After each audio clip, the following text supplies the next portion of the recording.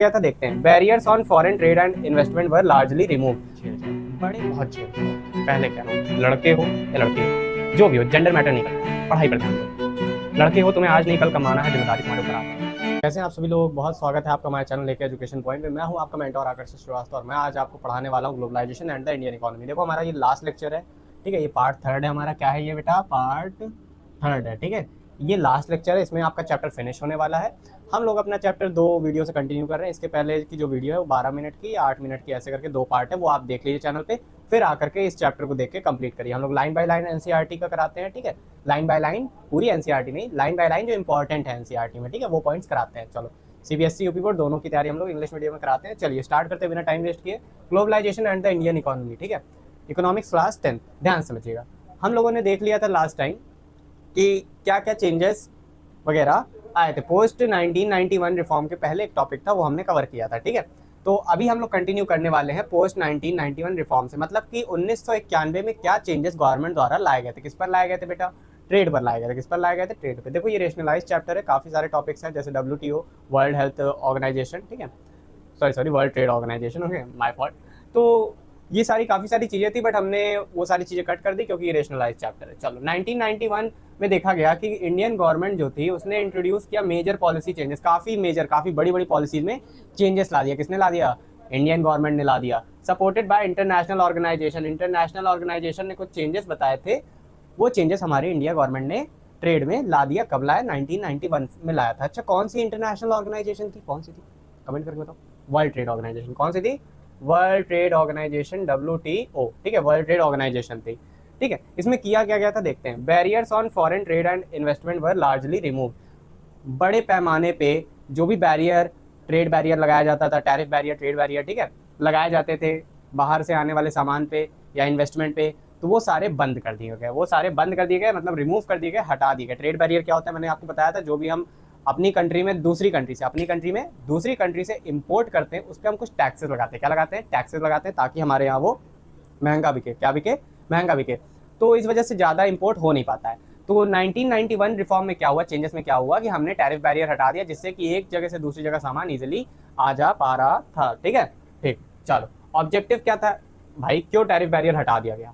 क्यों हटा दिया गया? रीजन होगा ना, लगाया क्यों गया था? लगाने का इसलिए ये रीजन था कि जब हमारी कंट्री इंडिपेंडेंट हुई थी, आज़ाद हुई थी ब्रिटिशर से, तो क्या हुआ कि हमारे यहाँ छोटी छोटी कंपनीज थी, उनको प्रोटेक्ट रखने के लिए हमने टैरिफ बैरियर लगा दिया कि बाहर के सामान महंगे बिकेंगे तो लोग खरीदेंगे नहीं, सस्ते सामान हमारे इंडिया वाले बनाएंगे तो उनकी मार्केट चलेगी, हमारे इंडिया वालों की मार्केट चलेगी, इसलिए हमने लगा दिया था टैरिफ बैरियर। लेकिन 1991 में क्या हो गया कि अब काफ़ी सारी इंडिया में कंपनीज जो थी वो ग्रो कर गई, काफ़ी सारी इंडस्ट्री ग्रो कर गई, तो अब हटाना सही था, ठीक है, ताकि अच्छे से ग्लोबलाइजेशन हो सके, सामान एक जगह से दूसरी जगह फ्रीली ट्रैवल कर सके, ठीक है। ऑब्जेक्टिव क्या था हटाने का? To make India producers globally competitive, ठीक है, एंड इम्प्रूव दियर एफिशिएंसी। देखो, हटाने का मेन रीजन ये था कि जो इंडिया के ट्रेडर हैं, जो कि इंडिया के मैन्युफैक्चरर हैं, वो वर्ल्ड ग्लोबली तौर पे पूरे वर्ल्ड के पर्सपेक्टिव से क्या करें? कॉम्पिटेटिव रहें। क्या रहें? कॉम्पिटेटिव रहें। कैसे? कि वर्ल्ड से जो भी सामान हमारे यहाँ आ रहा है, अच्छा बन रहा है, खराब बन रहा है, उसको वो कम्पीट कर पाए, और अपनी एफिशिएंसी बढ़ाए, अपने प्रोडक्ट की क्वालिटी बढ़ाए, तभी तो कंपटीशन होगा ना। कंपटीशन होगा मार्केट में कि सामने वाले का अच्छा है, कि हमारे इंडिया का प्रोडक्ट अच्छा है, इंडिया वाले मेहनत करेंगे और अच्छा बनाएंगे, तब जा करके वो दूसरे वालों लोगों को, जो दूसरे का सामान है, उसको क्या करेंगे? बीट करेंगे। क्या करेंगे? बीट करेंगे, हराएंगे, ठीक है। चलो, और अपना सामान ज़्यादा मार्केट में बेच पाएंगे। ये चीज़ तभी होगा जब हम टैरिफ बैरियर हटा देंगे, इंडिया कंपटीशन में उतरेगा, तभी तो कंपटीशन के लायक बनेगा, कंपटीशन में उतरेगा तभी तो वो दूसरे कंट्री से कॉम्पिटेटिव रहेगा, कॉम्पीट कर पाएगा। समझो, चलो आगे देखते हैं। यहाँ तक समझ में आया ऑब्जेक्टिव क्या था? पोस्ट 1991 रिफॉर्म का ऑब्जेक्टिव यही था, ताकि जो इंडियन प्रोड्यूसर हैं वो ग्लोबली कम्पीट कर सकें, सारी कंट्री से कम्पीट कर सकें, और अपने प्रोडक्ट की क्वालिटी बढ़ा सकें और अपनी बनाने की स्पीड बढ़ा सकें। लिबरलाइजेशन क्या होता है? लिबरलाइजेशन होता है removal of all tariff barrier. जितने टैक्सेस लगते हैं बाहर से आने वाले सामान पे, इंपोर्ट पे, वो सारे हटाना ही लिबरलाइजेशन होता है। पहली वीडियो मैंने बताया है, देख लेना जाके, ठीक है। Goods and services can be imported and exported more freely. देखो यहाँ बोल रहा है लिबरलाइजेशन का क्या क्या इफेक्ट था, क्या क्या चीज़ें हुई लिबरलाइजेशन करने से। गुड्स और सर्विसेज, गुड्स यानी सामान, सर्विसेज वगैरह जो भी है, डॉक्टर वगैरह, इंजीनियर वगैरह, यहाँ से वहाँ जाना उनका। गुड्स एंड सर्विसेज जो थे अब इजीली इंपोर्ट और एक्सपोर्ट हो सकते थे। भाई हम भी इंपोर्ट कर रहे हैं बिना किसी टैरिफ बैरियर के, वहाँ पर भी एक्सपोर्ट हो रहा है, हमारा सामान बिक रहा है बिना किसी टैरिफ बैरियर के, तो मोर फ्रीली क्या हुआ? सामान यहाँ से वहाँ जाने लगे। ये लिबरलाइजेशन का फायदा हुआ। फॉरेन कंपनीज जितनी थी उनको अलाउ किया गया कि आप इस्टेब्लिश कर सकती हैं अपने different operation in India. India में आप काफ़ी सारी अपनी कंपनीज खोल सकती हैं, मल्टीनेशनल कंपनीज कॉल्ड MNCs, मैंने बताया है तुम लोग को। चलो आगे देखें। देखो वीडियो अच्छी लग रही हो वीडियो को लाइक कर दो यार, तुम बिना सब्सक्राइब करे देखते हो ये अच्छी बात नहीं है, सब्सक्राइब कर लो फिर देखो, ठीक है। बाकी हम लोग पूरे क्लास 10 की प्रिपरेशन करा रहे हैं, पूरे क्लास 10 की जर्नी में आपका हम साथ देंगे। चलो स्टार्ट करते हैं आगे। देखो दो चीज़ समझ में आ गई, फॉरेन कंपनीज क्या करेंगी, इंडिया में आकर ऑपरेशन स्टार्ट कर सकती थी इससे लिबरलाइजेशन से। और पहला क्या इफेक्ट था, पहला इफेक्ट था कि जो भी गुड्स और सर्विसेज है आसानी से एक जगह से दूसरी जगह जा सकेगा। चलो reduce government interruption in business decision. देखो 1991 रिफॉर्म के बाद जो लिबरलाइजेशन जो हुआ उसमें कहा गया कि जो गवर्नमेंट बार बार ट्रेड में इंटरप्शन करती है उसे थोड़ा रोक दिया जाए, ठीक है। डिसीजन मेकिंग थोड़ा सा इंडिपेंडेंट हो जाए ट्रेडर के लिए, ठीक है, बिजनेसमैन अपने लिए डिसीजन खुद से ले सके। चलो आउटकम्स ऑफ लिबरलाइजेशन, ठीक है, क्या क्या आउटकम आया लिबरलाइजेशन का, चलो देखते हैं। जैसे बहुत सारे यहाँ पे 1 2 3 4 टोटल 4 पॉइंट्स हैं यहाँ पे जो आउटकम्स आए। देखो आउटकम अच्छे थे, ठीक है, आउटकम्स अच्छे थे तो आप देख सकते हो। चलो सबसे पहला कि इकोनॉमिक ग्रोथ बहुत अच्छी हुई, लिबरलाइजेशन का आउटकम था कि इकोनॉमिक ग्रोथ बहुत अच्छी हुई। Increased foreign direct investment, FDI, FDI क्या होता है, फॉरेन डायरेक्ट इन्वेस्टमेंट, यहाँ पे फॉरेनर आकर के इन्वेस्ट करे। आप देखो यहाँ पे इन्वेस्ट करेंगे क्या होगा, यहाँ के लोगों को एम्प्लॉयमेंट मिलेगी।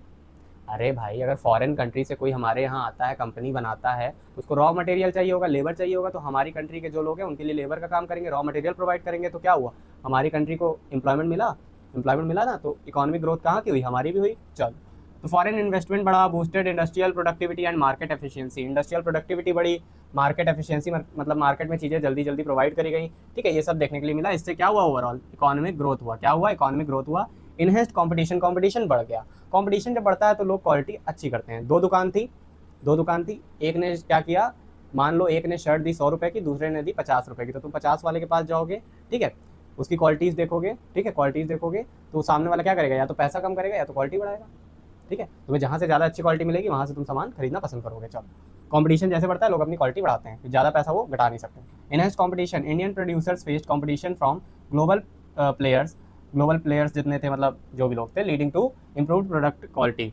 देखो जितने इंडियन प्रोड्यूसर थे उन्होंने फेस करा कंपटीशन फ्रॉम ग्लोबल प्लेयर, जो भी ग्लोबली तौर पे जो भी कॉम्पिटेटिव इंडस्ट्रीज थी उन सबसे उन्होंने क्या किया, कंपटीशन किया हमारे इंडिया वाले लोगों ने, ठीक है। और जिससे कि क्या हुआ कि उनकी प्रोडक्ट क्वालिटी काफ़ी अच्छी इंक्रीज हुई, काफ़ी अच्छी उनकी प्रोडक्ट क्वालिटी बन गई। यहाँ तक समझ में आया। चलो आगे देखो, ग्लोबल इंटीग्रेशन, ग्लोबली हम लोग काफ़ी लोगों से कनेक्ट हुए, क्या हुए, कनेक्ट हुए। Greater participation of Indian industries in global market, India industry अब बस इंडिया तक नहीं थी, ग्लोबली तौर पे पूरे दुनिया में एग्जिस्ट कर रही थी।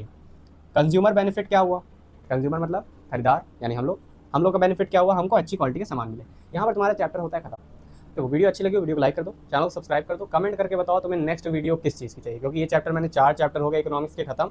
अब बोलो कि ज्योग्राफी कंटिन्यू करें या इकोनॉमिक्स 5वां चैप्टर खत्म करें, लास्ट चैप्टर है, खत्म करते हैं, पूरी इकोनॉमिक्स खत्म हो जाएगी, जैसा तुम बोलो कमेंट करो, ठीक है, कमेंट करके बताओ मुझे। बाकी वीडियो अच्छी लगी वीडियो को लाइक कर दो, शेयर कर दो अपने दोस्त को, बोलो कि यहाँ पे सारी चीज़ें फ्री में पढ़ाई जा रही हैं, ठीक है, पूरी नोट्स दी जा रही है, क्वेश्चन प्रैक्टिस कराया जाएगा, ठीक है, क्वेश्चन प्रैक्टिस भी होगा। आफ्टर दैट तुम चैनल सब्सक्राइब करके वीडियो देखो, इससे फ़ायदा तुम्हारा है, कोई भी क्लास 10 की न्यूज़ आएगी उससे तुम अपडेटेड रहोगे, ठीक है। और सारी नोट्स वगैरह ये सब नोट्स है बेटा, ये सब आप नोट करो, ये सब नोट्स है आपके लिए, ठीक है। और देखो और मैं तुम्हें कहना चाहूँगा कि मेरे चैनल पर रात में रोजाना मोटिवेशनल शॉर्ट अपलोड होते हैं जो कि तुम्हें क्लास 10 के लिए मोटिवेट करेंगे, तो वो चीज़ तुम मत खो, ठीक है।